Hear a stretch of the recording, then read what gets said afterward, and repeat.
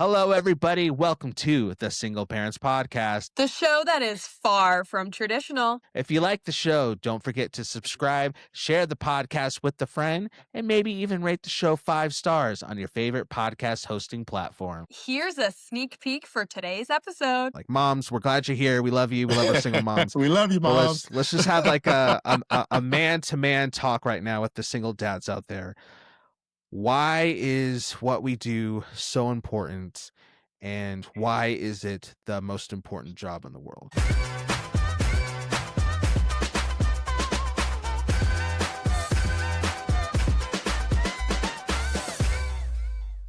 Imagine this, a box of rare, small batch craft beers magically show up at your door every month.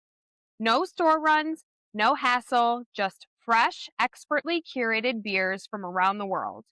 From rare international brews to hop-forward IPAs, Craft Beer Club has you covered.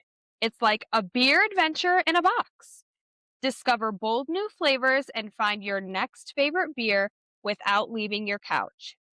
Go to craftbeerclub.com, use code SPPBeer10 for 10% off your purchase, and sign up today. Your next favorite beer is just a sip away. All right, SPs, we are joined today by a very special guest. We have a veteran from, I believe, the Air Force, correct? Did I read that Yes, sir. right? Yes. We have an Air Force vet. We love to see that. We have a father of 3 boys, and not only is he just decorated in all those accolades, but super excited because he is actually an author of a couple of books that you guys can go check out and purchase right now. One book in particular is going to be called Just a Dad, and that is a book that he has written from the perspective of a single dad. That's just a dad sharing the lessons that shaped my life as a single father. There it is. We have it on screen right now. Yeah, thank you. I appreciate it. I appreciate the opportunity. This is great. So Yeah, I love to tell my story. Well, we were excited to hear. That's kind of where we want to start. Again, our guest is Corwin Melvin here on the show today. And we want to start with your story because very excited to jump into the book. But we know that the book is like a memoir, so it talks a lot about your life and journey as a single father. But for us to, I guess, get that context, well, maybe we could back it up a little bit and just talk a little bit about who you are. Because I know just kind of looking around online that believe you grew up through a lot of poverty and adversity through the streets of Baltimore, and then eventually went through a divorce and to all the stuff that led to you writing the book. I know for sure will just be something we'd be interested to hear in. So I'm just going to turn it over to you, just kind of with that set up a little bit. We just want to learn a little bit about you and your story. Okay. So I'm born and raised in Baltimore City. Grew up in the housing project in Baltimore, single mom. Never really had a relationship with my father. So it was one of those things, just being my mother, my brother, my sister, and my grandmother lived with us. So there was a strong female presence in my life, especially early on. So fighting through and trying not to make bad decisions and making it out. I did pretty well in high school. High school came kind of easy, almost too easy. Because when I got to college, I wasn't prepared for it. I never really learned how to study because high school was so easy. I didn't have to study. I never really learned how to manage my time. So I was really undisciplined. So a couple years of college, and they kind of sent me the letter to say, well, maybe you might want to try other things. This may not be your thing right now. The old academic probation letter shows up. So I had a decision to make. And with that, as soon as I got that letter, I walked into a recruiting office downtown Baltimore.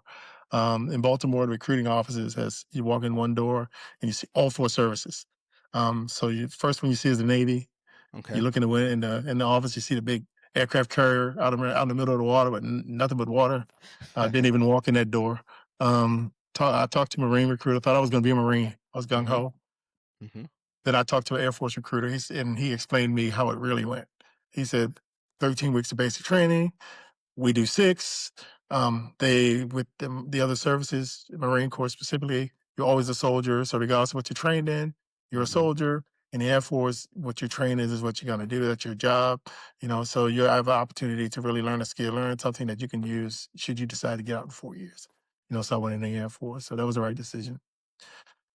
So we're gonna spin the clock forward. I'm in my early 20s. I get assigned to Fort Meade, Maryland, which is 20 minutes from my mother's house, Wow. which means 20 minutes from the neighborhood and Mm, 20 minutes from all my old friends and my whole family. So not necessarily the best yeah. place to be. Fortunately, I was a little more mature and I had that military structure, so I didn't get in any trouble. But I knew where all the parties were. Hmm. I knew where all the clubs were. So it was one of those things. All the guys wanted to hang out with me, so we could hang out in the city. So, but while I was hanging out one night, I met who would be my wife. So I got married. I was when I got married, I think I was 24. She was 21. Way too young, way too immature. Excuse me. Definitely not ready to be somebody's husband. But I got an assignment to Germany and I wanted to take her with me. So it was like, let's get married. We can have this good time. Yeah. 6 months after we got married, that assignment got canceled. And Oh. and here we are. Now we're a married couple, Hmm. clueless. So I've come from a family of broken homes. So I didn't have the example of what a married couple would be like. Neither did she. Her mother had been divorced and had remarried, and that wasn't going well. So, we didn't really have good examples on how to be husband and wife. So early on, it was a struggle. So the military took me around the world. That was great. In and out of that relationship, we separated a couple times, but we got to a point where I had to make a decision whether I wanted to be happy or married. Um, it was a struggle because I had three sons at this point. They were 4, 7, and 10. So it was one of those things. I didn't want them to be in a home where your parents are just a constant struggle, constant argument. So there was a lot of anger. Even though we never really fought a lot in front of them, there was a lot of tension, and I wasn't happy. Um, so after a couple of conversations, I talked to a couple of attorneys, and the society automatically tells you that kids are going to be with their mother. So regardless of the circumstances, it takes a lot for it to be different than that. But I had one lawyer say, "Hey, you don't have to just accept that. You can fight." So it only took one, because for me, I didn't have my father, so there was no way that I could ever see myself not raising my sons, and I definitely couldn't see another man raising them. So all I had in me was a fight. I was in the military, so I didn't have a lot of money. I didn't have money for an attorney, so I fought the fight by myself. So I went to court, just me. Fought for the opportunity to raise them. Went through the whole services and investigations and home visits, and walked into court. My ex walked into court with her lawyer, and I sat and listened for 45 minutes while they disparaged me. Just made me look like this terrible person, this, that, and the other. And I didn't say anything. Once they got done, the judge called me up, said, "Mr. Melvin, do you have anything you want to share with the court?" I said, "Well, I'm not here to disparage her because I need her to help me raise my sons. I just want to have the opportunity to do that." He he looked at me. 5 minutes later, he said, "Mr. Melvin, you're going to get that opportunity. Your sons are going to stay with you. She'll have adequate visitation, and then that's how it's going to be." And that was it. I was excited, I was happy, I was shocked. But it was one of the best decisions. It is the best decision that I've ever made in my life, was fighting for the opportunity to raise my sons. And now they're all grown. So I'm very happy about making that decision. And then now I get older, I was married for 17 years before I got divorced. I've been divorced for 17 years, and then I meet the person who's my wife now. I got married again, this Okay. past May. So 17 years later, I get Yay! married Nice. again. Yes, Yeah. to an amazing woman. So I'm very happy. My youngest son now is 24 in grad school out here at Bowie State. He's a basketball player, so he's finishing up his basketball career there. And my oldest son is married, has my first grandchild. They moved to Texas, Aw. so not happy about that, but happy that he has a family and he's raising Yeah. his son and he's doing a great job. And my middle son is out in the world living his life and being productive and still single. And him and his girl, he has a girlfriend, but they've been living together for about 4 or 5 years. So one thing could be about my guy, all my sons, and probably like me, they've all been in these long-term relationships. I don't have any players. None of them are like out there running the Sure. streets. Hmm. They've all picked their person and have settled into those people. Except my youngest son, he's still young, so he hasn't really. He's been in school forever, so he's still doing the school thing. But everybody's doing very well, so I'm very happy about that. So I meet this woman, and she said, "You mentioned a while ago about wanting to write a book because Yeah. my best friend Dave had mentioned it years ago." She Okay. said, "When are you going to start?" She said, "Why not now?" And that's when I sat down and I just started writing. And I just started talking into my phone. I started, I'd be at the light and something would come to mind, a memory, and I would pull my phone out and I'd record it to my phone.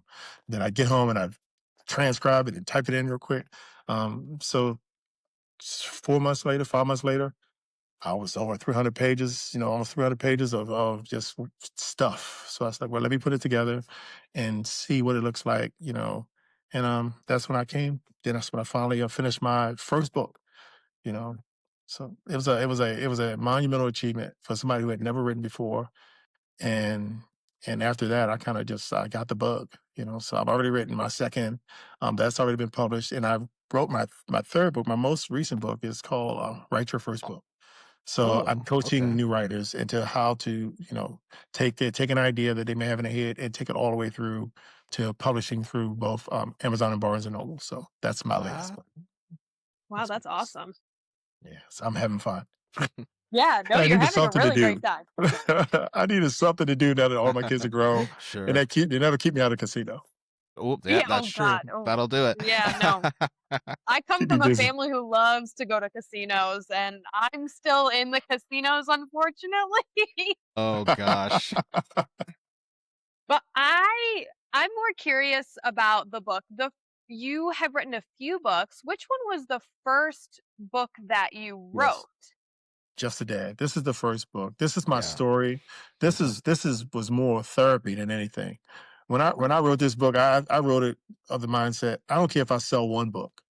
If I can put all of these thoughts that I have in my head into one place, so maybe one day my sons will read it, maybe one day my grandkids will read it, and they'll get an idea of who I am and the kind of person I am. So that's it. Yeah. But fortunately, No, I have that's been able awesome. to. Folks have bought it. Folks have been interested. It's a story that resonates. Especially, Yeah. I talk about that whole custody visitation, that whole process, and there's a lot of single parents, not just men, women who are fighting through family courts and those kinds of things. So I give a lot of tips and lessons on how to navigate that whole process. So it really resonates with a lot of folks. Yeah. So would you say that your book, this one specifically, Just a Dad, is that geared towards other single parents? Like, is that who your targeted audience would be? Is that who you want to read or read it and teach them about like your story, the Yeah. memoir, the things that you experienced? Is that who should read it? That's a big part of who should read it because I think that there are a lot of young guys who are fighting their way through the process, and it's a lot of relationship stuff too. How to manage relationships with your kids, how to communicate with three different kids with three different personalities, how to meet different how to decide who is the right person to bring into your life around your family, who to date, who not to date, um, when to date, when you're just having fun, and when to date, and when and how to date with a purpose, Yeah. with intention. So I talk about a lot about that. I talk about making good decisions early on and not getting caught up in the things that are going on, the negative things that are going on in my environment. Like growing up, like I said, growing up in the projects, I have a lot of people that I knew growing up that didn't make it out.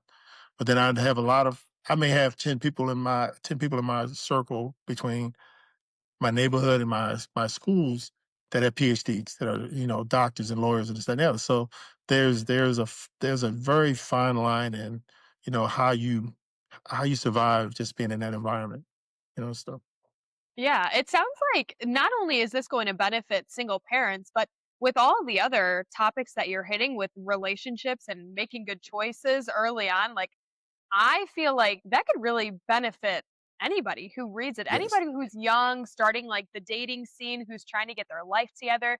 maybe they also didn't come from a traditional household. I know me personally, I grew up in a broken household as well, and now I myself have a broken household. So Right. even somebody who doesn't experience those things, I feel like if they have a household that maybe isn't super traditional, it could like help them navigate those Right. young years and how to make better decisions. I can't wait to read this book myself. I'm gonna have to Same here. purchase Yeah, one same here. because I feel like it's gonna help me.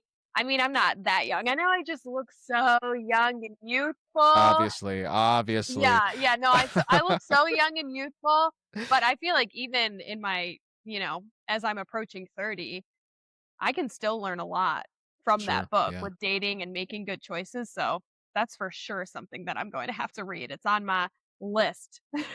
That's what's up. But I think another part of that is it may help folks figure out how to deal with other people who are going through those situations Oh, yeah. because everybody knows somebody who's been divorced. Everybody knows Mhm. somebody who had a tough upbringing. So it may help you to better understand where a person is coming from or how to communicate with that person. So there's actually a lot of lessons in there, and I actually label out of things that I consider lessons that will help. More than just one X, person X. So Mhm. because there's Mhm. there's some of everything in there. There's some of everything. That's awesome. So it was interesting because as I was preparing for this recording today, I just kind of went through and just kind of poked around and saw what different people who have read the book had to say and kind of their thoughts and opinions, and a lot of positivity, like basic yeah, all positivity really, like a lot of great things were said about the book. And I have one specific review or quotes I want to circle back to later. But it seemed as I was kind of reading through people's thoughts about the book that there was this common theme of the importance of showing up, right? That people kept going to after they had read the Yes. book, and they really took away from the book. Right. And that really sat with me because I think that for myself as a single dad, and I'm sure there's a lot of people who probably can relate to this, if you don't have, say, a lot of money, don't have like a big house, don't have all these things that maybe you compare yourself to other people, especially on social Yep. media when it comes to that they have, and things that practically and material wise you can provide your kids. If you don't have a lot of that, it's easy to shame yourself to think that you're just not doing enough, or you're failing your kids, or you're just a horrible parent and all these things. And there's times where I'll fall into that shame, and then I'll talk to my kids about the week that we had or even the day that we had. And I'll be like, yeah, guys, sorry we couldn't go do XYZ, but maybe one day we could do. And they'll like look at me and they'll be like, why are you apologizing? Like we went to the park. It was so much fun, and you pushed us on the swings, and we got ice Right. cream. Like we had the best day ever. And I'll be like, oh, like they just like the fact that I was You're there. there. I You're was there. present. Like I showed up. So can you speak on more on that piece, the importance of showing up, why that's so important, what that looked like for you and your relationship with your kids? Like, could you just expand on that a little bit more? Well, my youngest son calls me almost every day, even now at 24. Nice. So, but when I initially separated from my ex and got divorced, I was still in the military, so Hmm. I didn't have a lot, and it was just me. So she wasn't really providing anything for them. So Yeah. a weekend, a day, or a Saturday for us was grabbing a ball and going to the gym, Yeah. grabbing the ball and going to the outside court. You know, and they loved it. Even in for kids, we present all of these things to them as being important. Hmm. Christmas, we want to give them every gift, everything they ask for. You want to do all these things. You run yourself ragged trying to make sure everybody can be at every event. All of my kids play basketball, 3 different age groups. So you're talking about kids going in 3 different directions. So you try to do all of those things, but what I tell parents now is you have to prioritize and you have to be able to tell your kids we can't Yep. and no. They Hmm. have to understand that those words exist and Hmm. they exist for a reason. So you have to teach them. These are lessons you should you have to teach them early. Yeah. Sometimes you're not going to get what you want. Sometimes you're not going to go where you want. Sometimes things aren't going to happen the way you want them to happen, and you're going to have to be okay with it Mm. because I'm one person. I'm going to do the best I can. The decisions I make, it may not always be the right decision. They may not turn out the best way, but they're going to be made from a place of love, and it's going to be me doing the best that I can do. Nice. So as long as you do that, then they'll get it. And the thing about kids is, one, they're very resilient. One, they pay attention to the things you don't think they're paying attention to. True. Yeah. They see everything and they hear everything. So it's just a matter of always communicating with them, always talking to them, always letting them understand why things are happening the way they happen. And sometimes you don't get what you want, but I don't get what I want. So there's just life, in life, and they have to understand that the lessons that they're learning now as kids are the same lessons that are going to keep them and make them successful as they grow up. So when they get fired from a job, or somebody says something to them at a job, they don't get upset. They don't, lose their mind. They know how to deal with those negative responses, negative outcomes, and still, still be able to be positive and still learn from those negative experiences.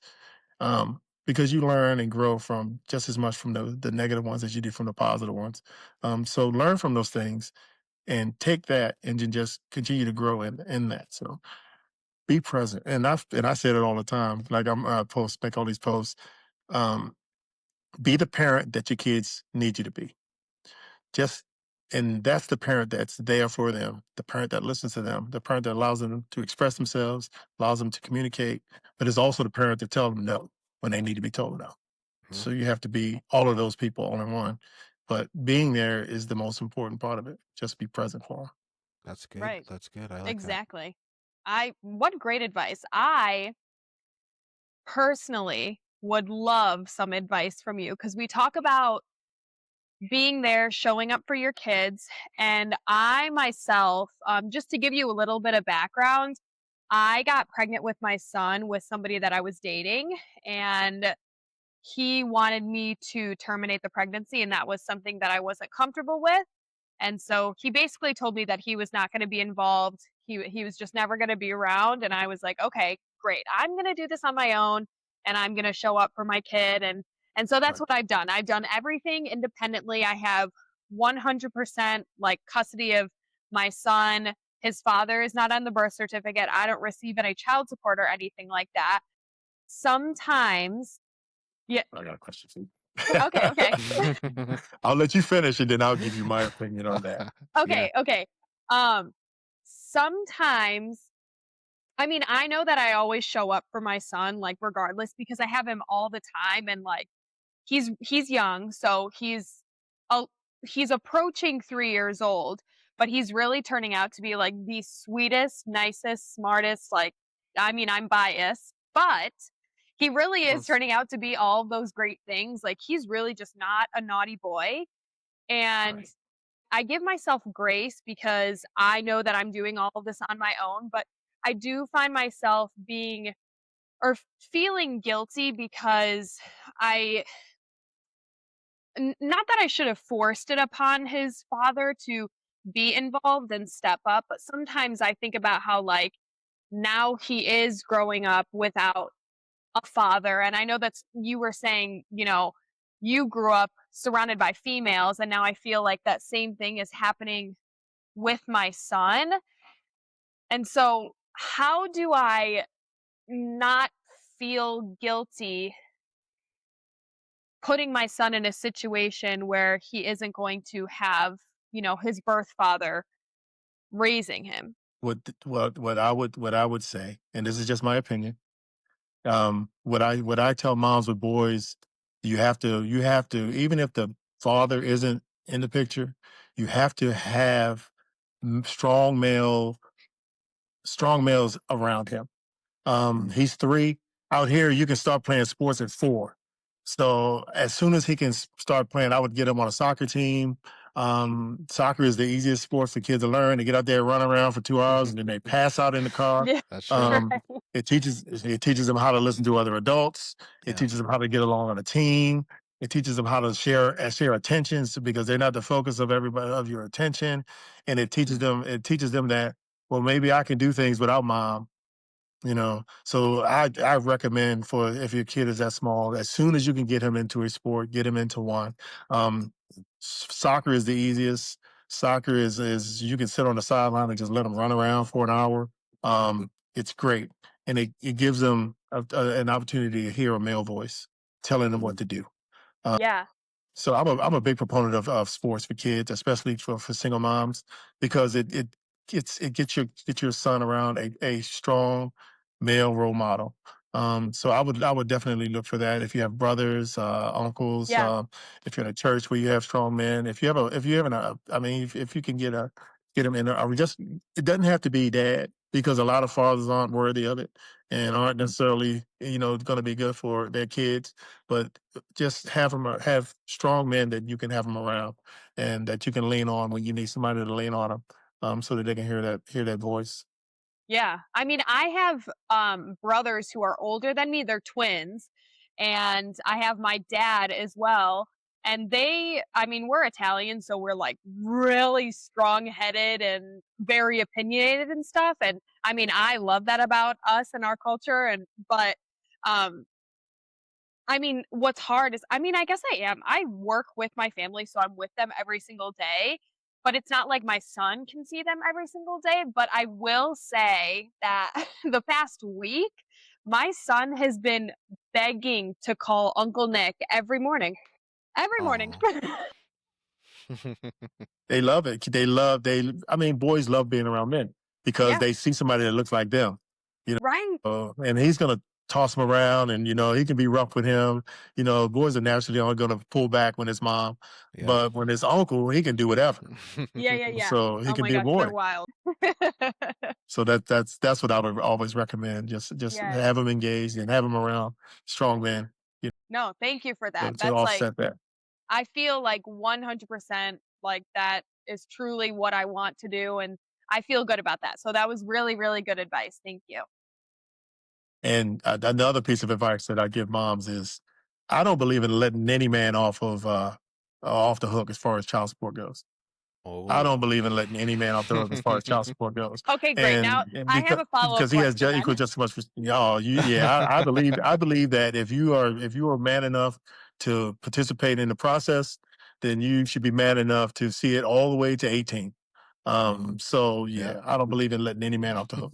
So here is my fear with that. And maybe it's because I haven't done like enough research legally, but this could be good. This is a good conversation because I feel like this can also help like the single moms that do it by choice who listen to the podcast.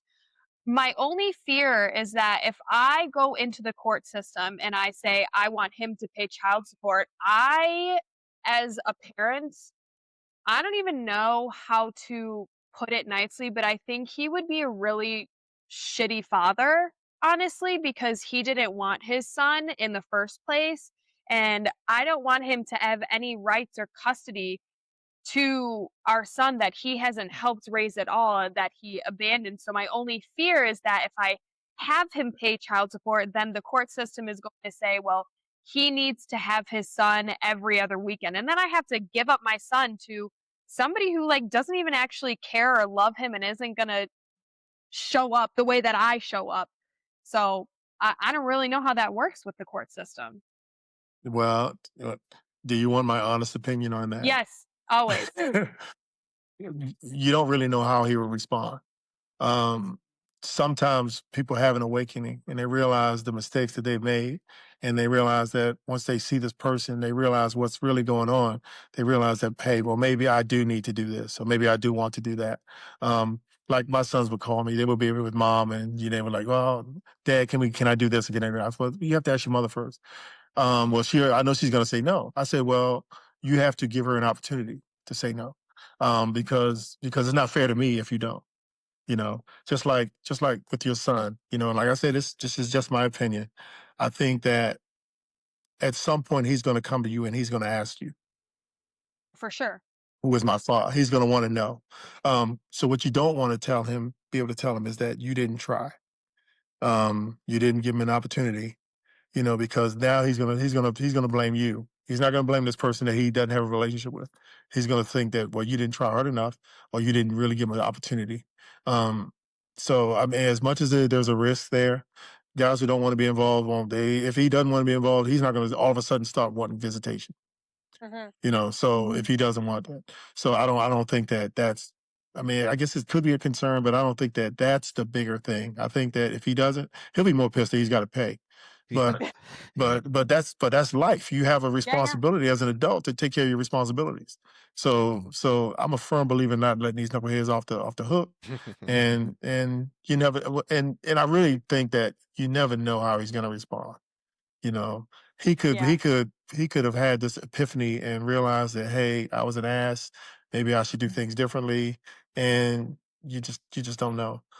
So but you don't want to be in the middle of that. You want Right. when he gets 18 and he decides that, hey, I want to meet this person.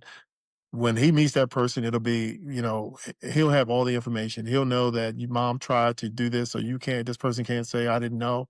You knew who I was 18 years ago. You made a decision. Now he's an adult talking to another adult, and he can take that and carry that himself. And it's not on you, Wow. so. that- What great That's advice. really That was good. so good. Thank I you. know. This is I awesome. needed to hear that. I'm That was I'm so good. I'm pumped right now. This is so Yeah. I love this. It's honestly it's been a while since we've had a male guest on the Yeah. show, so it's been good getting this wisdom. So I actually want to Yeah. piggyback a little bit on this conversation topic, but not so much the fact that maybe our kids are being raised by women and what that looks like in Jess' circumstance. But I want to talk about more specifically the fathers in general, like myself, or just maybe a father out there who is doing what we talked about before, showing up. But as you kind of mentioned when you were sharing your story, uh, the courts, the world, media, whatever, for some reason, there seems to kind of just be this like whatever attitude of dads and the importance of dads being involved. And the almost like you actually said it perfectly, like letting dads, off the hook sometimes a little too Right. easy for not stepping up and being responsible and just kind of skirting around the fact that, like, no, it's kind of a big deal that you show up and you Absolutely. step up.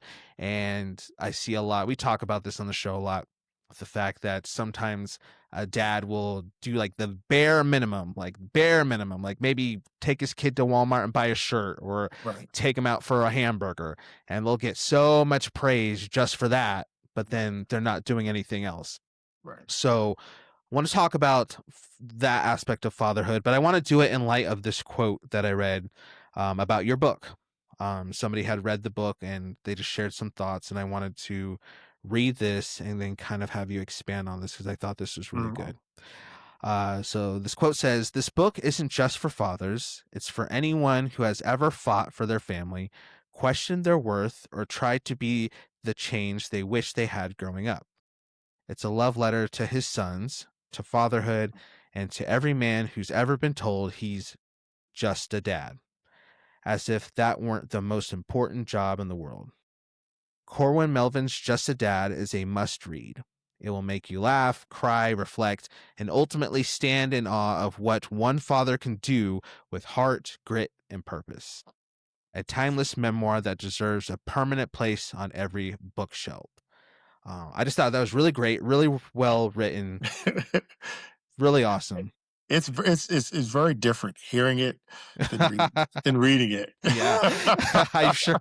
No, I It's just thought very that was different. incredible. So that quote honestly has been sitting with me and maybe doing a lot of thinking and reflecting as a dad myself. So can you just speak on that important? I'm going to just reread this part of the quote because I think this sums up what I want to talk about.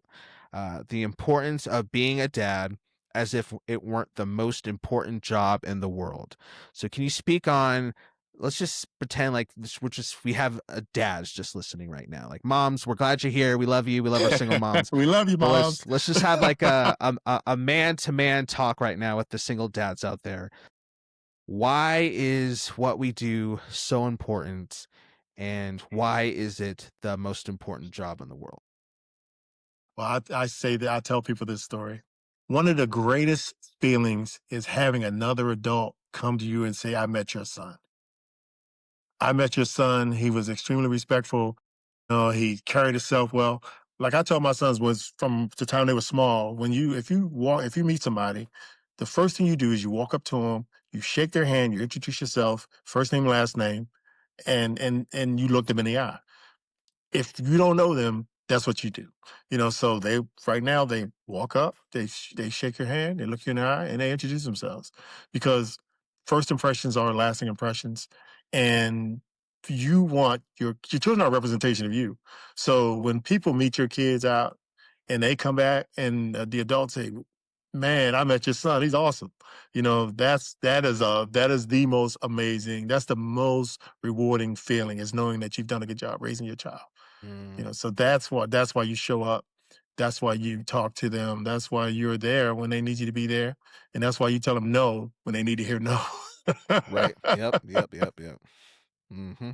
So that is it. That is the Wow. biggest thing is you want your kids to be a representative of you.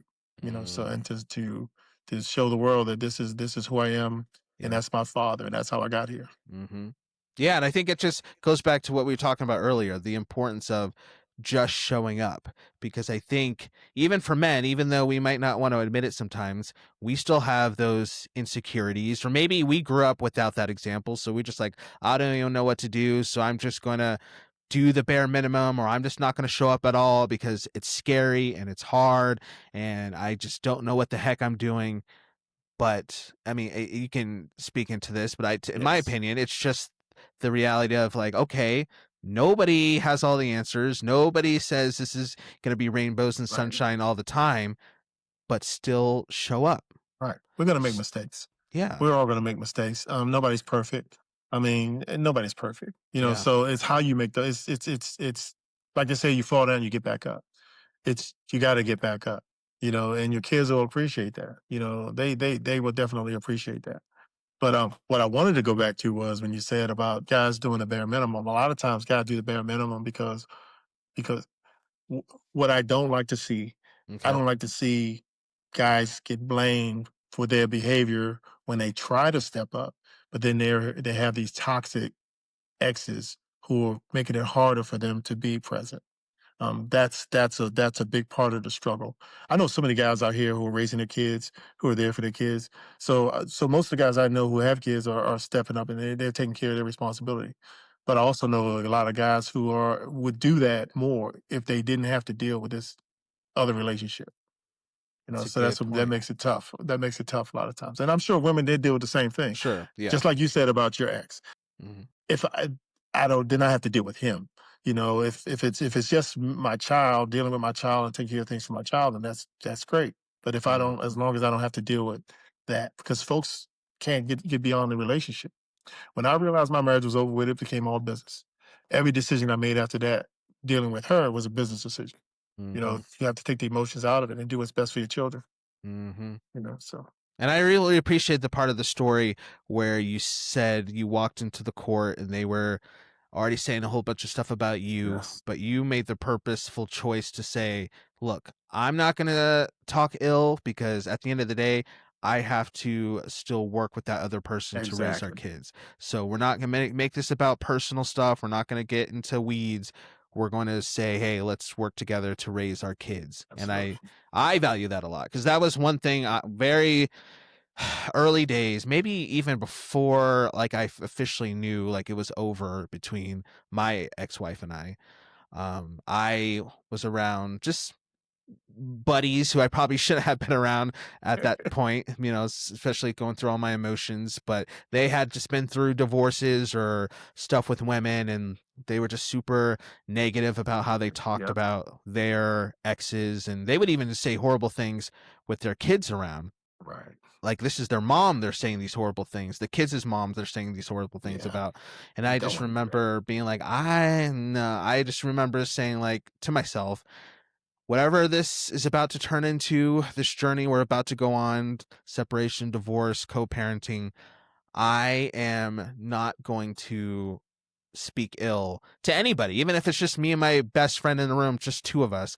I'm not going to get in the trap of speaking ill about this person.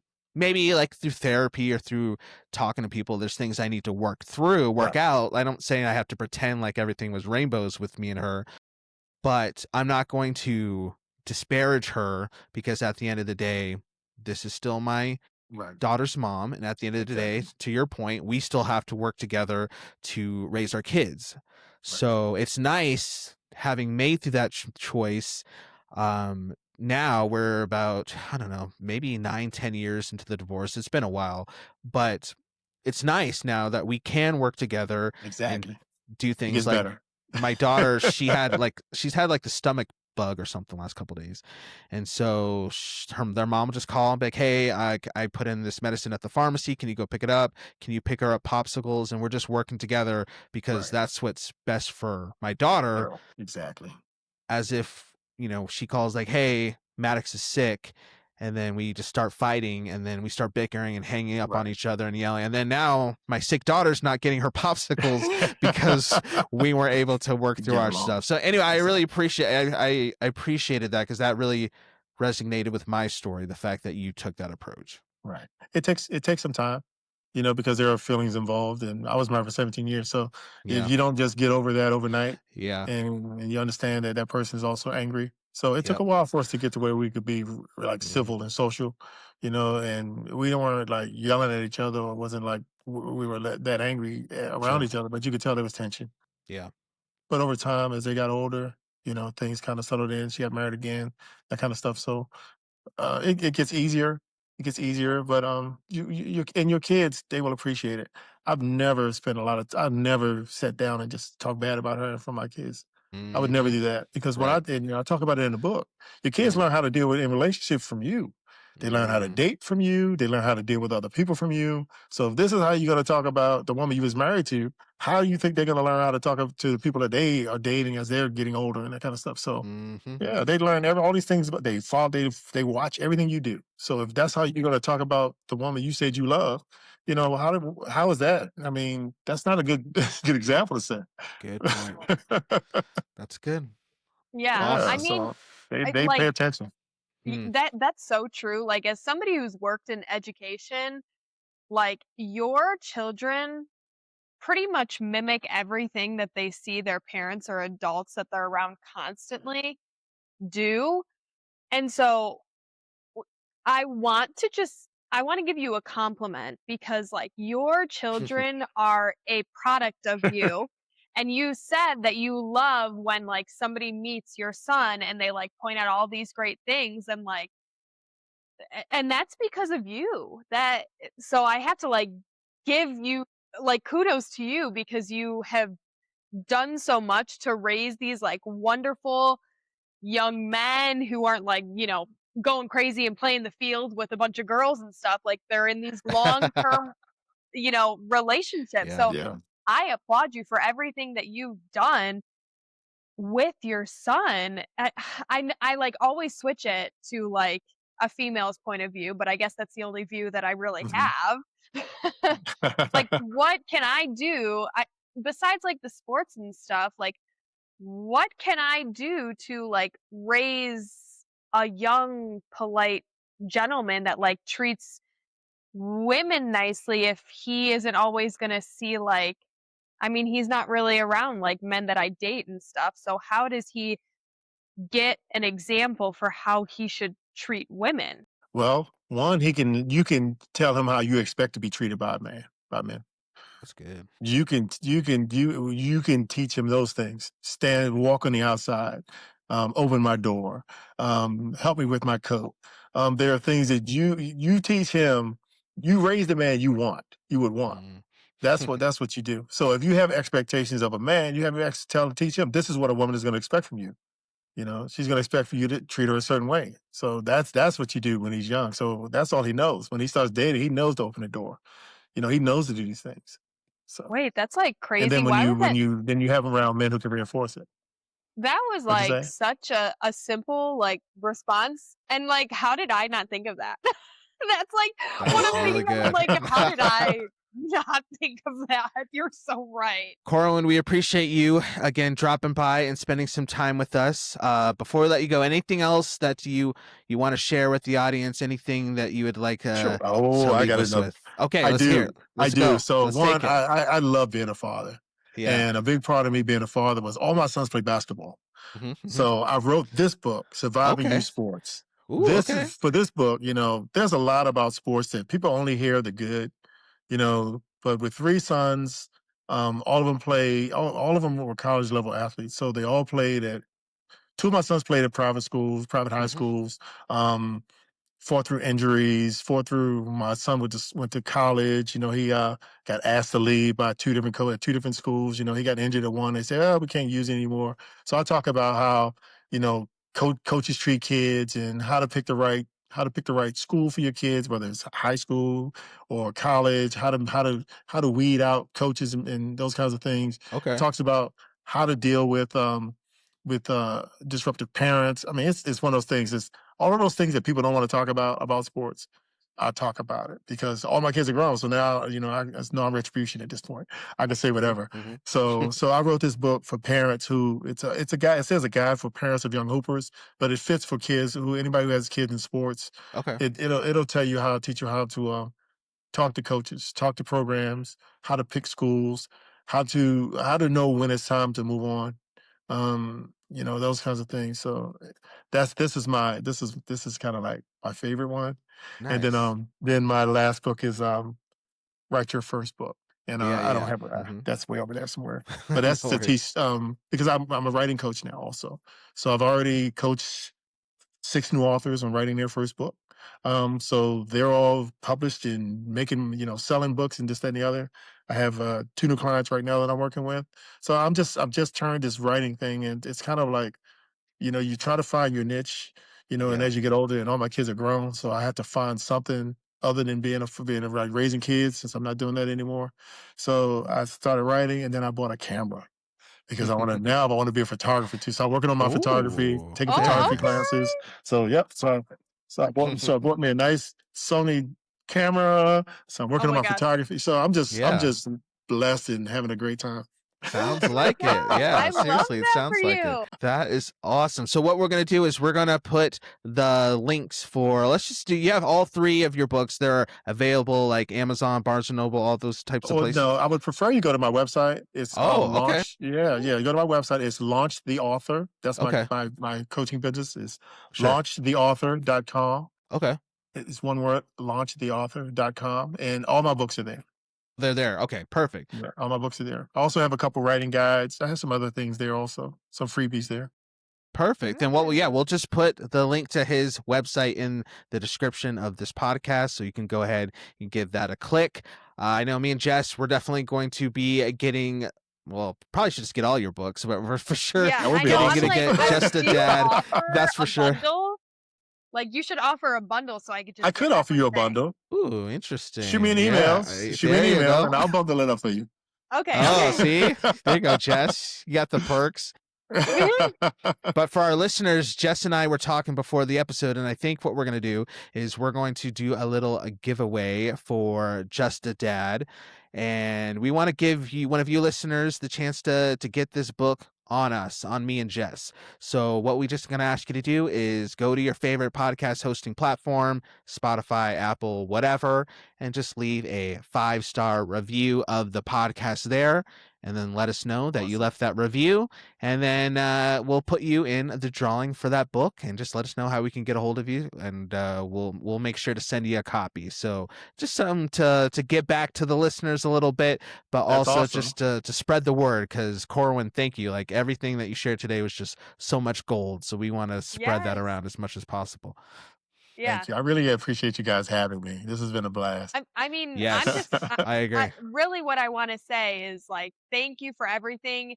Even, because I think like I love to hear everybody's point of view about how like they have dealt with the single parenting and even like what I should be doing with single parenting. So I really value your honest opinion and like I'm really like soaking it in. Like I don't just take it with a grain of salt. Like these are things Mhm. that genuinely challenge my mind and my brain and things that I should think about for my future, my son's future, everything. So thank you for that. I know it's really going to help me, but I'm sure it's going to help a lot of the listeners as well. Yeah, I agree. I'm glad I could help. I'm available. I mean, if you have any questions or whatever, just shoot me a note, and I'm there. Yay. Perfect. All right. Well, everybody, this has been the Single Parents Podcast with our guest, Corwin Melvin. Thank you all for checking it out. Don't forget to click the link to Corwin's website in the biography of this episode. And yeah, let us know if you left that review so we can put you in the drawing for the book.